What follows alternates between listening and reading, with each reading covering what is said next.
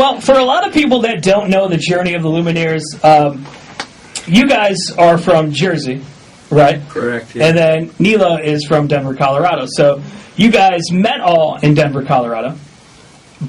You put a Craigslist ad out there for a celloist. And cellist? Yeah. Cellist? I find the cello a very interesting instrument, though. Yeah, it is. But she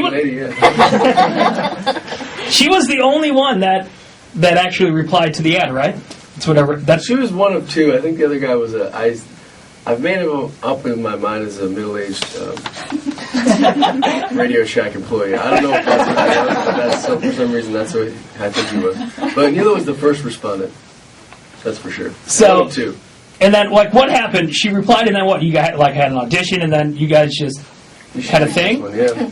Yeah, basically, they sent me some tracks via email, just said, get familiar with these, and then we'll meet up and talk about it. And I think the first meeting was pretty natural. I mean, I'm sure there was some risks in going to a stranger's house in the basement, but no, it went really well. And I think just kind of the way they operated, it was like 10 o'clock, and they had drinking coffee and notes out and an agenda. It wasn't your kind of classic jam session with musicians, smoking pot in the basement or something. So it kind of appealed to me in that way, that they definitely were serious about what they were doing. Well, so you guys got together, and your album, The Lumineers, it just went gold, looking like it's going to go platinum. Did you know the success when you got together that day that this would happen? Well, Neela did. We didn't. She left a teaching career for this, so she knew something we didn't. No, I don't think so. I think we knew that we had the luxury of, time was on our side. We had about 4 years up until the actual fruition of the album to work. And we didn't have a label, so there was no time crunch per se, other than the fact that we felt extremely trapped in our lives of working a side job but not really being a musician. So we felt blessed that it was sort of a greatest hits of the last 4 years. We had probably 17 songs or so, recorded 12, and then scrapped one, kept the best 11. And I was really proud of the album when it was finished, and I didn't know how people would react. I thought it was good. So yeah. Well said. I still do. But. Was the song "Ho Hey" one of those 11 that you really felt like, hey, this could take us to the top? No, that was a problem song. I think we were. Yeah, that took the longest. That was about 3 months in our own personal studio, just recording it with Hose and Haze, without Hose and Haze. Even after we went to the initial studio visit, we had a lot of issues with it because it's a good song. We like it, and we're proud of it. But I think you have to be delicate with something like that because it can be perceived a certain way if you don't do it right. So we were very conscious of the fact that you could be looked at as a band with a gimmick if you're not careful. Because we thought the song was really good. We were going to record it without the Hose and the Haze, and that just didn't work. So we brought it back in, and then we kind of layered it almost like a wall of sound of stomps and claps and voices to try to make it feel like we heard it live or in our heads. But we kind of figured it was just going to work really well live. We didn't think it would ever be a good song on a record. Are you ever worried that a song like that will get overplayed and played out, and then people will just be like, well, that's all they have, they just have the ones, is that a thought in your head that you guys ever think about? That? Yeah, I mean, certainly, and luckily the relationship we have with our label and things like that, we approve everything that goes out, and so when syncs come in or things for commercials or movies, we always say yes or no, and I think there's definitely a way to overexpose a song like that. So we're conscious of it. Yeah, it's like the double-edged sword, I guess, of being known for anything, and that being the only thing that defines you. We have another song that's making its way through the radio rounds, and it's called Stubborn Love, and we always tell people we have a full album, but I think one of the things that is refreshing for us is at our shows, we have a lot of people that seem to be singing along to almost every song we play, and there's only 11 of them, so you don't have that much work to do. But it's definitely it's good to have a single do well, but it's better to have an album do well. So we're happy to hear that the album, people are hearing it, and people are buying it, or listening to it on Spotify. However they can sort of get it in their ears or on the radio, whatever works for us. You bring up Spotify, over 33 million streams, and the album's #1, so wow. That's huge. You can get the album on iTunes, right? And your website, and you can download it. We're live on G105.com and NewRock95X.com. It's Tyler with the Lumineers. You're going to be opening up for the Dave Matthews Band. How's that? Opening up for the Dave Matthews Band, who has had such a gigantic music career, and then you guys get to open. How's that experience? There's so many things you can say. I think one of them that was pretty funny, though, before we went on stage last night, he told us some horror stories of his own life about why he introduces every opening band now, and we were wondering why, and he explained that he had some pretty bad experiences as an opening act for really big bands. There's been people in the audience just telling him to kill himself and to stop playing, and to that he was just a terrible, terrible human being and musician. So I think he goes up there to try to say he's standing behind this opening act, and even that alone, I think he's a pretty stand-up person, and in music, he's had one of the longest careers you can imagine. Still selling out shows. Yeah, it's pretty impressive that arena-sized shows are still selling out. I think for us, we feel like we've been touring for a while. It's nothing compared to that. So it's nice to be around these people that have a really well-oiled machine and see how they do it, and make it sort of make you think you can maybe do this for a long time. How does it feel performing in front of 18,000 people, 20,000? You're going to be in Brooklyn at the New Center, in New York, the 21st. I read that holds 30,000, 40,000 people. How does that feel? That you guys are playing for that many people? I think it's interesting. I don't think anybody believes me, but we had our biggest show up to date a while ago was at Chicago, and that was 2,500 people. And the difference between last night and that, to me, doesn't really. It feels the same. It's almost negligible. After 3,000 people, it really does feel like there's a lot of people, but not 17,000 people. And I think that we just do our thing, and it's weird, but it really doesn't. You can't really. I think it's too high of a number for your brain to really comprehend. Can't count everybody in the crowd, and it's just. There's a lot of people, but it doesn't feel like it's. Is it overwhelming at times? Because being a radio DJ, I get people that they're like, "Hey, I listen to you all the time on the radio," and that's really comforting. But for 15,000 people to be singing "Ho Hey Tonight" PNC Arena, does that get overwhelming? Or, what's the feeling in that? Probably only going to be 14,000 people singing. No,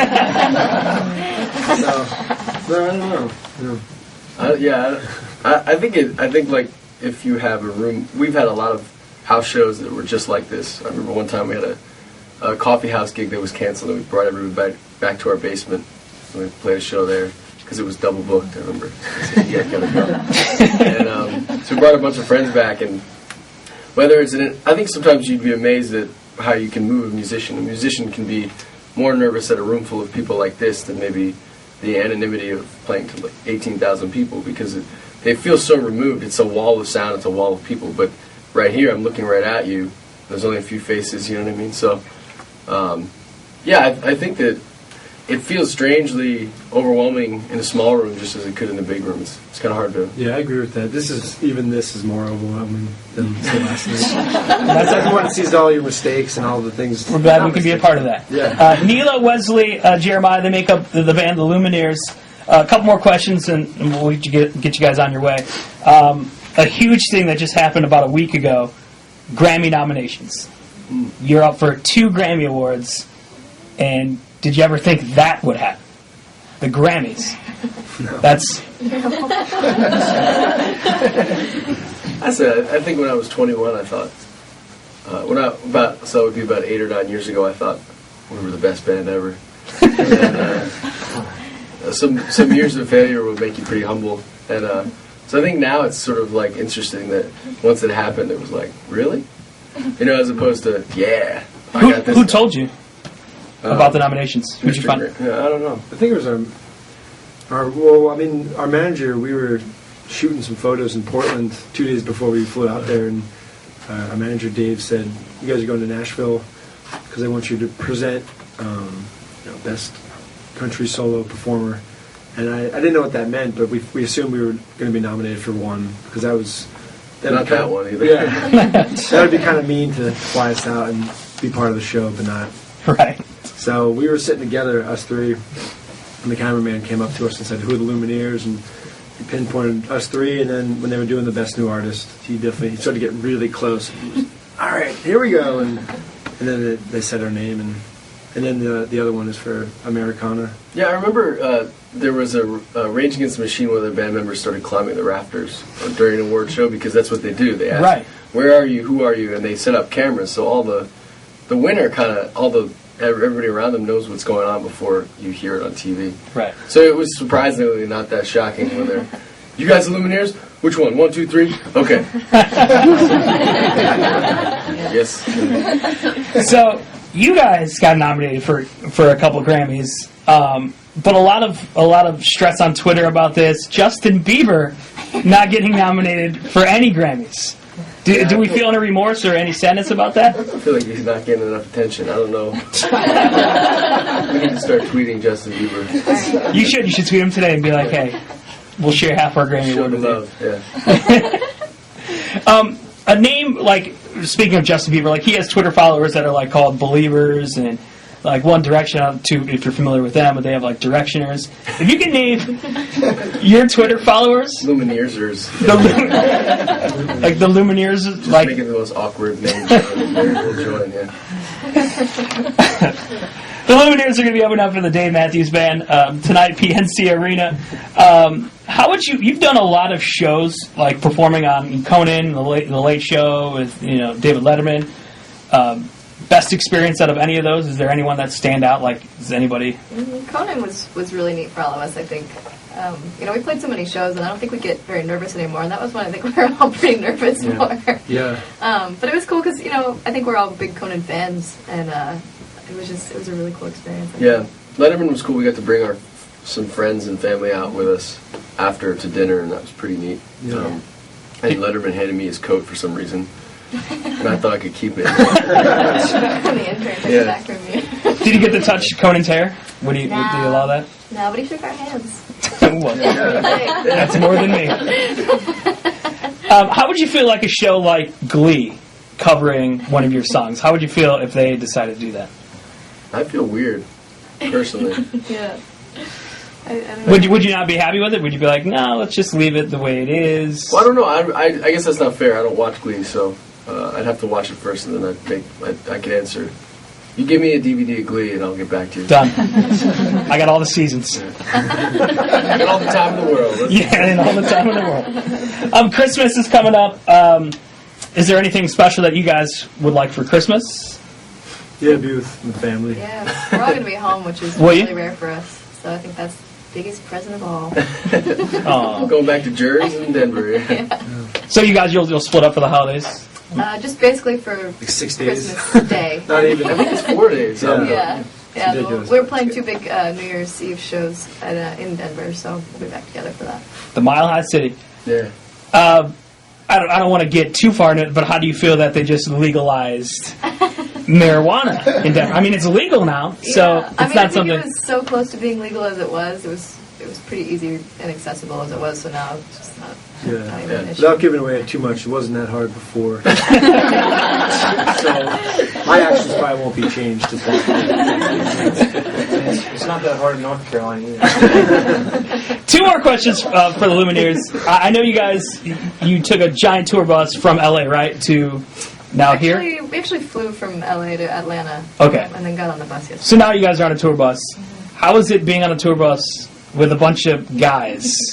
Well, to paint you a better picture, there's actually 9 guys that travel with us, not just these 2. So between crew and our touring bandmates and stuff. But it's actually, it's all right. I mean, it's just a lot of people in general, whether they're male or female. It's just a lot of people in a small space. But they're pretty good. Is there anybody guilty of breaking like the tour bus code of conduct? Like, is there anybody that just like a smell code or something? Pretty smelly people on the bus. Daily showers. No, I think everybody's super respectful, and I don't think that we could do this as much as we do without having the relationship we have with everybody. Everybody follows. Yeah, Neela puts up with a lot. She's humble, but she's a tough lady. She hates us. Yeah. We're afraid for our lives, right? On this liner sheet that your management company that they emailed me, they said like a lot of people are confusing Ho Hey with Hip Hop Parade, Naughty by Nature. Tell me that doesn't happen. Does that actually happen? I can't imagine that's I don't actually think that's happening. ever happened. Like Hip Hop Hooray! Oh. No. I know the song well. That was one of the first cassettes I ever bought. That and Vanilla Ice. I'm almost wanting to know if you guys would do Hip Hop Hooray. Like, Hip Hop Hooray. Oh. No. That was my Very, Christmas very wish. The last question I have for you, where does the journey take the Lumineers from here, and what's the goal set for you guys? Like, I'm going to be happy in 20 years if this happens with the band. I think just longevity, you know, we would like to be musicians for a long time, so we're kind of looking at the big picture in that regard. But, I mean, this year alone, we've done so many things that we've never thought we would do, so it's hard to even think about, next year or in 5 years or 20 years, so. But I think we'd still like to be making music, as long as we can. Yeah, I think also there's this idea that you have to put off the being content or happy because it's so grueling, but I think if you surround yourself with people you care about and you enjoy what you do, it's hard, but it's like any other line of work, And it's good to be around a band like Dave Matthews Band because it seems like there's a family mentality. Yeah. They've been doing it so long, in fact, that the stage right after we played, they just clear it and they actually vacuum it. And I thought that was incredible because it's like your home, it's truly, there's nothing on the floor at all. I mean, they vacuum it and everything's wireless and there's no clutter, and I thought that was pretty incredible. And just seeing their whole production, their staff, their crew, their catering, it's really like a traveling huge family. It's like 7 trucks or something. And What do you guys eat? What did you guys eat like yesterday? They had chicken enchiladas, some black bean soup. That was just for lunch, too, Yeah, it was Dinner was delicious. ridiculous. Yeah. If you need anybody to pack your stuff so I can get some free food out, I'm your guy. Neela, Wesley, Jeremiah, they make up the Lumineers. We appreciate you guys coming in and doing a couple songs.